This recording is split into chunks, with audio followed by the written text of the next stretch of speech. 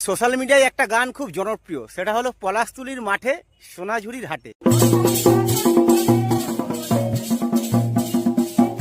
আর এই মুহূর্তে আমি দাঁড়িয়ে রয়েছি কোপাই নদীর ধারে।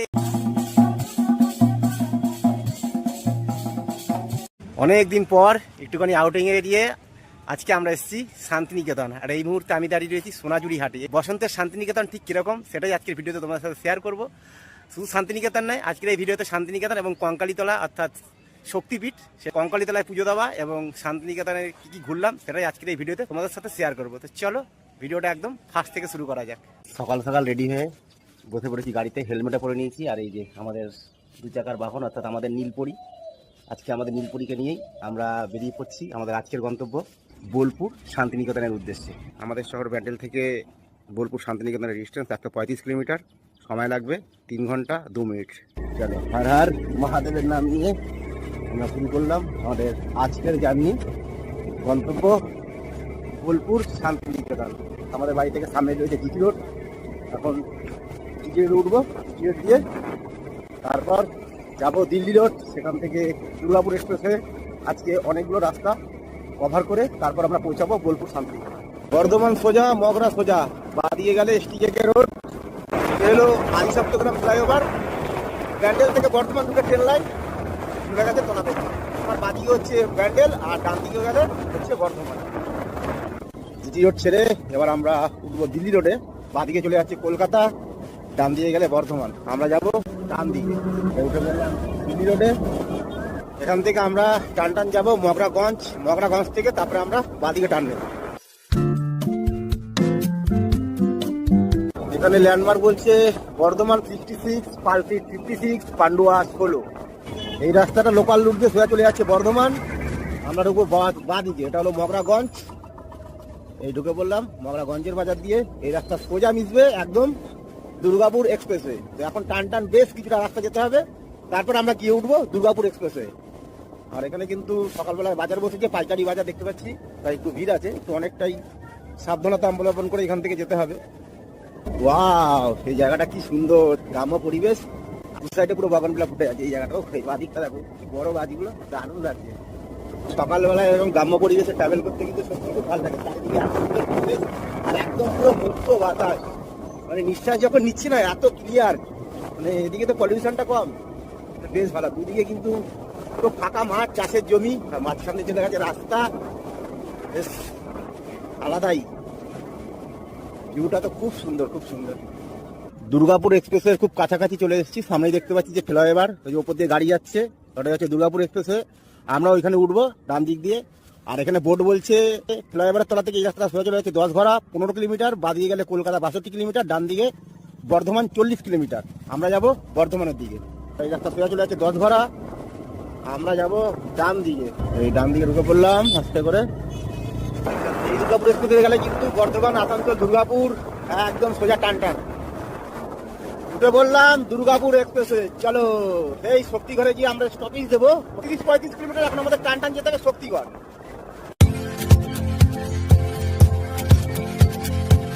এই হলো পালসিট টোল প্লাজা।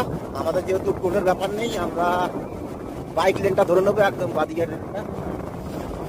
আর টোল প্লাজাতে কিন্তু এখন ফাস্ট্যাগ মাস্ট, তোমরা জানো, নাহলে কিন্তু যা টোল থাকে সেটা ডবল দিতে হয় ক্যাশ দিলে। সবাইকে সাজেস্ট করবো যারা আসবে ফোর হুইলার নিয়ে, তারা অবশ্যই কিন্তু ফাস্ট্যাগ লাগিয়ে তবেই আসবে। ব্যাপারটা অনেকেই জানো, তো যারা জানো না তাদের জন্য আমি এটা একটু শেয়ার করে দিলাম। প্রায় 2 ঘন্টা 15 মিনিট ট্রাভেল করার পর আমরা এসে পৌঁছালাম শক্তিগড়। তো শক্তিগড়ে এখন একটু দাঁড়িয়েছি, এখানে একটু ব্রেকফাস্ট করবো। ব্রেকফাস্ট করে তারপরে আবার রওনা দেবো আজকের মেন গন্তব্য শান্তিনিকেতনের উদ্দেশ্যে। শক্তিগড় থেকে আমরা এমন কিছু হেভি ব্রেকফাস্ট করিনি, জাস্ট একটু চা আর বিস্কুট আমরা এখান থেকে বেরিয়ে পড়ছি। আর এখান থেকে কিন্তু আমাদেরকে এখনো যেতে হয় প্রায় 69 কিলোমিটার, সময় লাগবে প্রায় 1 ঘন্টা 40 মিনিট। শক্তিগড়ে থেকে বেরালাম, রান করে ফেলেছি। আর এদিকে কিন্তু ওয়েদারটা অনেকটাই ক্লিয়ার হয়ে গেছে, মোটামুটি দেখা যাচ্ছে সূর্য উঠছে আস্তে আস্তে। এখনো সেভাবে রোদের তাপ হয়নি, অনেকটাই ওয়েদার ক্লিয়ার। আমাদের গাড়ির তেলের কাটা বলছে তেল নিতে হবে, সিগন্যাল দিচ্ছে, মোটামুটি তেল অনেকটাই কমে গেছে। সামনে দেখতে পাচ্ছি ইন্ডিয়ান অয়েলের পেট্রোল পাম্প রয়েছে, সেখান থেকে পেট্রোলটা ভরে তারপরে আমরা দুর্গাপুর এক্সপ্রেসে আবার উঠবো। তো চলো, আর কোনো চিন্তা নেই, ট্যাঙ্কি ফুল হয়ে গেছে, চল ধান্নু। এবার সামনে কিছুটা গিয়ে আমাদেরকে ডান দিকে টান নিতে হবে, তাই দুর্গাপুর এক্সপ্রেসওয়ে ছেড়ে দিলাম। যেটা সোজা দুর্গাপুর এক্সপ্রেসওয়ে বেরিয়ে যাচ্ছে, আমরা সার্ভিস রোডটা ধরে নিলাম। সামনে ফ্লাইওভার তলা থেকে ডান দিকে আমরা টার্ন নিয়ে নেবো, ডান দিকে টার্ন নেবো, ব্রিজের তলা থেকে ডান দিকে টার্ন নিয়ে নিলাম। এবার আরেকটা ন্যাশনাল হাইওয়ে ধরবো, অর্থাৎ জাতীয় সড়ক 114 NH 114। এই বাদিকে টার্ন নেবো এখান থেকে। সামনে বোর্ড বলছে বোলপুর শান্তিনিকেতন 50 কিলোমিটার, ঘুষকরা 27, কাটোয়া 59, সিউড়ি 85, রামপুরহাট 118, মোরগ্রাম 131। আমাদের ডিস্টেন্স বোলপুর শান্তিনিকেতন 50 কিলোমিটার, একদম টান টান। চলো, এই রাস্তা আমাদেরকে সোজা যেতে হবে। আর ডান দিকে রয়েছে বর্ধমানে সেই বিখ্যাত 108 শিব মন্দির, দেখতেই পাচ্ছি এই যে মন্দিরগুলো। এখান দিয়ে এন্ট্রান্স, পার্কিং জায়গা রয়েছে। ঘড়িতে সময় সকাল 10টা বেজে 46 মিনিট। আর এদিকে গুগল ম্যাপ বলছে এখনো 19 কিলোমিটার বাকি, সময় লাগবে 32 মিনিট, অর্থাৎ 11টা 20-তে আমরা শান্তিনিকেতন বোলপুর পৌঁছাবো। তার আগে আমরা একটু এখানে দাঁড়িয়েছি, তার কারণটা হচ্ছে আমরা শক্তিগড়ে যখন দাঁড়িয়েছিলাম তখন সেখানে মানে খুব একটা হেভি ব্রেকফাস্ট আমরা করিনি, জাস্ট ওখানে চা আর বিস্কুট খেয়েছিলাম। তা আমরা একটু বাড়ি থেকে গণেশের ছাতু আমরা নিয়ে এসেছিলাম, গ্লাসের মধ্যে ছাতু দিয়েছি, একটু বিট নুন, একটু চিনি আর একটুখানি জল মিশিয়ে নিচ্ছি, সিং করে আমরা দুজন মিলে শেয়ার করে খেয়ে তারপর আমরা রওনা দেবো। আমাদের যেটা প্ল্যান আছে, আমরা বোলপুর শান্তিনিকেতন যাচ্ছি ঠিকই, কিন্তু শান্তিনিকেতন থেকে যেহেতু কঙ্কালীতলার মন্দির মাত্র 3 থেকে 4 কিলোমিটার ডিস্টেন্স, তাই প্রথমে আমরা কঙ্কালীতলা যাবো, সেই মন্দির একটু দর্শন করবো, যদি সম্ভব হয় একটু পুজো দেবো, তারপরে আমরা শান্তিনিকেতনটা ঘুরে আজকেই কিন্তু আমরা ব্যাক করব। এই যে একদম ছাতু শরবত গ্লাসের মধ্যে গুলে রেডি করে নিয়েছি। বোলপুরের আরো অনেকটা কাছাকাছি আমরা চলে এসেছি। এখানে দেখতে পাচ্ছি Ilambazar 21 kilometre, Suri 44 kilometre, Tarapith 70 kilometre, আর আমাদের গন্তব্য বোলপুর, বোর্ড বলছে 12 কিলোমিটার। এই রাস্তা সোজা। এই মুহূর্তে আমরা দাঁড়িয়ে রয়েছি অজয় নদের উপরে। এই যে ব্রিজটা, এটা হলো অজয় নদের উপরে ব্রিজ। ওইদিকে রয়েছে রেল ব্রিজ, ওই যে ট্রেন লাইন যায় রেল ব্রিজ, আর এটা হলো গাড়ি যাওয়ার ব্রিজ। আর এই হলো অজয় নদ, সেই বিখ্যাত অজয় নদ যেটা আমরা বইতে পড়েছি। ছাদ ঢালাই করার জন্য খুব উপযুক্ত বালি হচ্ছে এই অজয়ের বালি। বর্ষাকালে কিন্তু প্রচুর জল থাকে, আর এখন কিন্তু পুরো খরা চলছে। এই ব্রিজটাই কিন্তু দুটো ডিস্ট্রিক্টকে ভাগ করে দিয়েছে। আমরা এদিক থেকে আসলাম, এদিকটা হচ্ছে বর্ধমান ডিস্ট্রিক্ট, আর এই ব্রিজটা ক্রস করে যখন আমরা ওপারে যাব তখন আমরা চলে যাব বীরভূম ডিস্ট্রিক্টে। বোলপুর থেকে আমরা রয়েছি আর 7 থেকে 8 কিলোমিটার ডিস্টেন্সে। অনেকটাই লেট হয়ে গেছে, আর লেট করা যাবে না, যাই এগিয়ে যাই।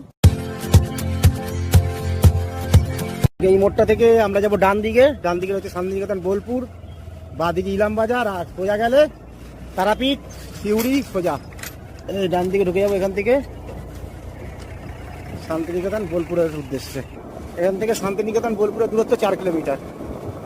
ফাইনালি আমরা বোলপুর শান্তিনিকেতন এন্টার করে গেছি।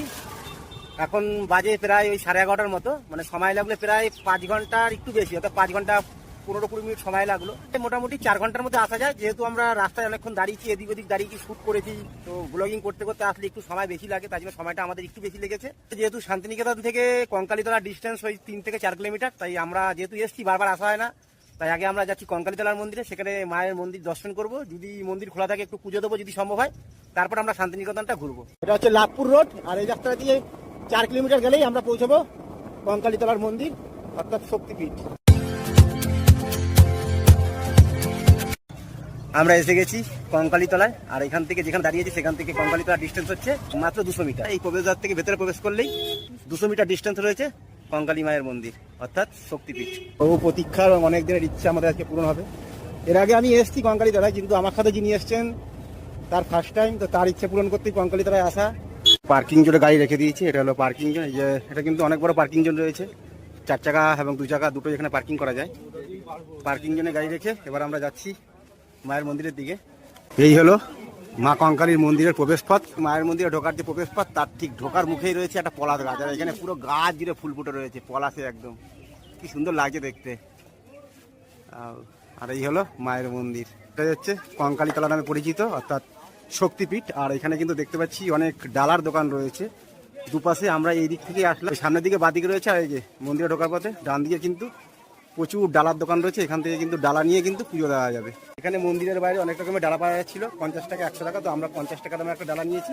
আর যেখান থেকে তোমরা ডালা নেবে সেই দোকানেই কিন্তু ব্যাগ, যারা বাইক নিয়ে আসবে তাদের জন্য হেলমেট এবং জুতো কিন্তু সেখানেই তোমরা রাখতে পারবে, তার জন্য কিন্তু কোনো এক্সট্রা চার্জেস লাগবে না। এই যে ডালা নেবে তাহলেই হবে। আর আমরা ঢুকে পড়েছি মায়ের মন্দিরের ভিতরে। এই হলো কঙ্কালী মায়ের মন্দির। তো এখন গিয়ে আগে আমরা পুজোটা দিয়ে নেবো।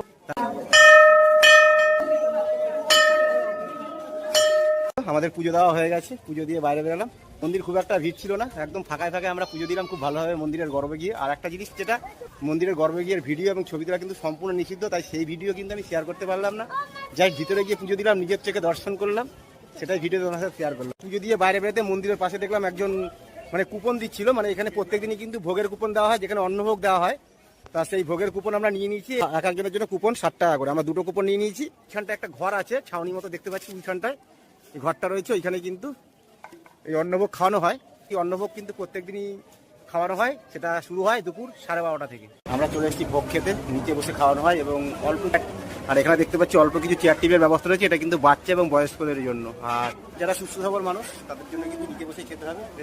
উপরে কিন্তু ছাউনি রয়েছে, এই হলো এখানটাতেই বসে খাওয়ার জায়গা। এবং এখানে এখন দেওয়া হবে অন্নভোগ, কুপনটা জমা দেবো, তারপর দেবে। তো সত্যি কথা বলতে গেলে কোনো ধর্মীয় স্থানে এসে যদি সেখানে ভোগ দিয়ে দুপুরের পেট পুজো করা যায়, তাহলে কিন্তু তার থেকে অপরিপাওনা আর কিছুই হয় না। কঙ্কালীতলা এসে পুজো দিলাম এবং এখান থেকে যে ভোগ দেয়, সেই ভোগ দিয়ে আমরা আজকে দুপুরের পেট পুজো করলাম। ভোগের মধ্যে ছিল, প্রথমে দিয়েছিল মায়ের ভোগ, তারপরে দিয়েছিল অন্নভোগ, সেখানে ছিল সবজি, ছিল ডাল, ছিল একটা শাক, ছিল সঙ্গে টক ছিল, এবং সবশেষে মিষ্টিমুখ করা ছিল একটুখানি পায়েস। তোমরা যদি কঙ্কালীতলা পুজো দিতে আসো, ওই পাশেই দেখবে মন্দিরের পাশেই কিন্তু কুপন কাটে 60 টাকা করে। তোমাদেরকে ফার্স্টেই বললাম, তোমরা ওখান থেকে কুপন কেটে কিন্তু এই যে ঘরটা দেখতে পাচ্ছ, ভোগ মন্দির লেখা রয়েছে, এখানে বসেই সেই ভোগ কিন্তু খাওয়ানো হয়। কঙ্কালীতলা আমাদের পুজো দেওয়া হয়ে গেল এবং অন্নভোগ দিয়ে দুপুরের পেট পুজো হয়ে গেল। এখানে মন্দিরে যারা আসবে তাদের জন্য বলে দিই, এই মন্দিরে পুজো দেওয়ার টাইমিংটা হলো সকাল 7টা থেকে রাত্রি 8টা পর্যন্ত কিন্তু এই মন্দিরে পুজো দেওয়া যায়, এবং মন্দির কিন্তু প্রত্যেক দিন খোলা থাকে। এবার আমরা যাবো আমাদের মেন গন্তব্য, অর্থাৎ শান্তিনিকেতন। এখান থেকে প্রায় 4 থেকে 5 কিলোমিটার ডিস্টেন্স। তো চলো যাওয়া যাক শান্তিনিকেতনের উদ্দেশ্যে, কি তাই তো? ওই যে প্রবেশদ্বারটা দেখা যাচ্ছে সামনে, ওই প্রবেশদ্বার থেকে আমরা যাবো ডান দিকে। এখানটা রাস্তাটা কিন্তু একটু খারাপ আছে, রাস্তা রিপেয়ারিং এর কাজ হচ্ছে, তাই একটু পলিউশনটা একটু বেশি এখানটায়। যেহেতু আমরা আজকেই ফিরে যাব, তাই হাতে যেটুকুনি সময় আছে তার মধ্যেই আমরা শান্তিনিকেতনটা ঘুরে দেখবো। এই রাস্তাটা একটা আলাদাই শান্তি। এই হলো বিশ্বভারতী শান্তিনিকেতন রোড, আর সামনের গাছগুলো দুদিক দিয়ে এইভাবে, এই দিক দিয়ে ডান দিক দিয়ে বাদিক দিয়ে দুদিক দিয়ে গাছ উপরে উঠেছে, এরকম কভার করে দিয়েছে। কি সুন্দর লাগছে রাস্তাটা, দেখেই শান্তি লাগে। যেই লেনটায় সবকিছু রয়েছে সেই লেনটাতে ঢুকে পড়েছি। প্রথমেই যেটা দেখাচ্ছি সেটা হচ্ছে উপাসনা গৃহ। এই হচ্ছে লেখা রয়েছে উপাসনা গৃহ। এই যে এটা কিন্তু জাস্ট বাইরে থেকে দেখাচ্ছি, এটা একমাত্র বুধবার দিনকে ভেতরে ঢোকা যায়। কি সুন্দর, মানে সামনে থেকে দেখছি অসাধারণ সুন্দর। আর এখানে বেশ ফুল গাছ দিয়ে সাজানো রয়েছে। আর এটা হচ্ছে উপাসনা গৃহটা, দেখেই কি সুন্দর লাগছে। এই উপাসনা গৃহের উল্টো দিকে কিন্তু যে মাঠটা রয়েছে, এই মাঠটা কিন্তু এখন ঘিরে দেওয়া হয়েছে। এই যে মাঠটা, এটাই কিন্তু পুরনো মেলার মাঠ, অর্থাৎ শান্তিনিকেতনের পৌষ মেলা, সেটা কিন্তু এখানেই আগে হতো। এটা হচ্ছে জগদীশ কানন পুরনো মেলার মাঠ, ইউনেস্কো স্বীকৃত বিশ্ব ঐতিহ্য প্রাঙ্গণ। উপাসনা গৃহ থেকে কিছুটা সামনের দিকে গিয়ে আমরা চলে আসলাম এবার ছাতিনতলা, লেখা রয়েছে ঐতিহ্যময় প্রাঙ্গণ। এটা একটা সংরক্ষিত এলাকা। আর এই হলো ছাতিনতলা। আর ওই যে জায়গাটা বাঁধানো রয়েছে দেখা যাচ্ছে, সাদা রং করা, সুন্দর বেশ।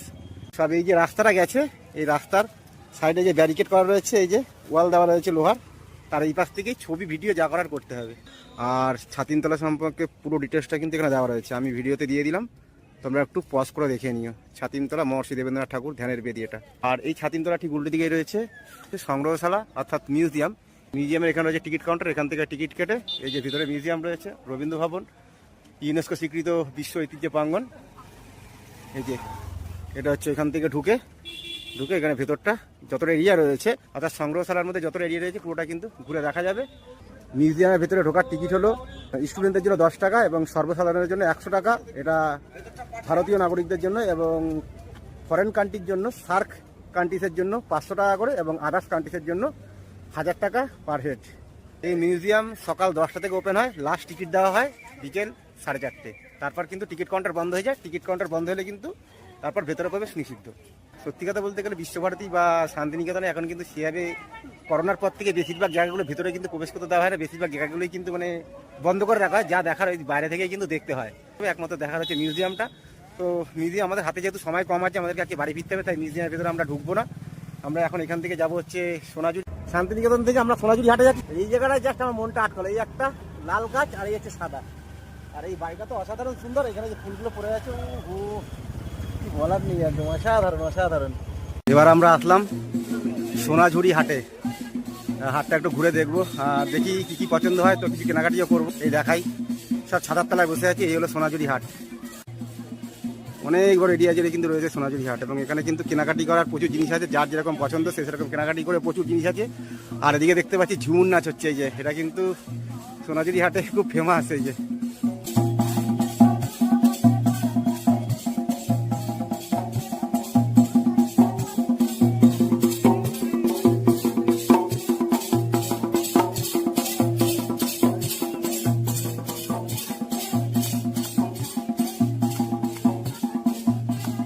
এই যে অনেক বেছে বুঝে অনেক কালার দেখিয়েছে, তার মধ্যে থেকে আমি হারেল প্যান্টটা নিয়েছি। দাম হচ্ছে 450 থেকে স্টার্ট, যদি তোমাদের পছন্দ হয় তো কিছু ডিসকাউন্ট করে দেবে, তো আমি এইটা নিয়েছি। যাই হোক, কেমন হয়েছে কমেন্টে জানিয়ে তোমরা। তুই কি সিলেক্ট করছিস? র্যাপার। আচ্ছা দেখি, আছে এই একটা কালার, কালারটা সুন্দর আছে। কত করে বলছে এগুলো? 250 টাকা করে। আচ্ছা আচ্ছা, সুন্দর, এই কালারটা কিন্তু সুন্দর, সাদাটা। হ্যাঁ, কি কিনলি বল? আচ্ছা আচ্ছা, তোমরা এই হাটে প্রত্যেকদিন বসো সোনাঝুরি হাট? কটা থেকে টাইমিংটা সোনাঝুরি হাটের? টাইম হচ্ছে 9টা থেকে, আর এই যে গোটানোর সময় সন্ধ্যে 6টা অবধি। সন্ধ্যে 6টা অবধি থাকে প্রত্যেকদিন বসে সোনাঝুরি হাট? বুধবার বন্ধ। এই সোনাঝুরি হাট বুধবার বাদে প্রত্যেকদিন খোলা থাকে, সকাল 9টা থেকে মোটামুটি সন্ধ্যে 6টা 6:30 অবধি, যতক্ষণ দিনের আলো থাকে ততক্ষণ কিন্তু এই হাট চলে। সোশ্যাল মিডিয়ায় একটা গান খুব জনপ্রিয়, সেটা হলো পলাশতুলির মাঠে সোনাঝুরির হাটে। আর এই মুহূর্তে আমি দাঁড়িয়ে রয়েছি কোপাই নদীর ধারে। এই যে পিছনে দেখতে পাচ্ছি, এটাই হলো কোপাই নদী। সোনাঝুরি হাট থেকে কেনাকাটি করে এখন আমরা চলে এসেছি কোপাই নদীর ধারে। আর এই মুহূর্তে দাঁড়িয়ে রয়েছি কোপাই নদীর ধারে, যে পিছনে দেখতে পাচ্ছি এটা হচ্ছে কোপাই নদী। এটা হলো কোপাই নদীর চারপাশটা, ওই একটা উপর দিয়ে একটা ব্রিজ চলে গেছে, এটা নদীর এপার ওপার যাওয়ার জন্য। এই যে নদীর এপার ওপার যাওয়ার জন্য একটা ব্রিজ, এই ব্রিজটা দিয়ে এপার ওপার যাওয়া যায়। আর এখানে বেশ কিছু মানুষ আসছে, শুটফুট করছে, বাট এই মুহূর্তে নদীটা কিন্তু, এই যে কোপাই নদীর ধারটা মানে খুব খারাপ অবস্থা, মানে জল নেই বলে খুব বিচ্ছিরি অবস্থা রয়েছে। এই যে এখানে অল্প কিছু জল আমি দেখতে পাচ্ছি। এই যে কোপাই নদী, কোপাই নদীর ধারে এসে আজকের এই আমাদের শান্তিনিকেতন ভ্রমণ শেষ হলো। আর এখান থেকে বেরিয়ে সোজা আমরা রওনা দেবো বাড়ির উদ্দেশ্যে। আজকে লং ড্রাইভে এসে বোলপুর শান্তিনিকেতনে কোথায় কোথায় ঘুরলাম সেটাই এই ভিডিওতে আমি তোমাদের সাথে শেয়ার করলাম। আজকের মতো এই ভিডিওটা এখানে শেষ করছি, দেখা হবে নতুন কোনো গন্তব্যে। ততক্ষণ অবধি সবাই খুব ভালো থেকো, সুস্থ থেকো, বাই বাই।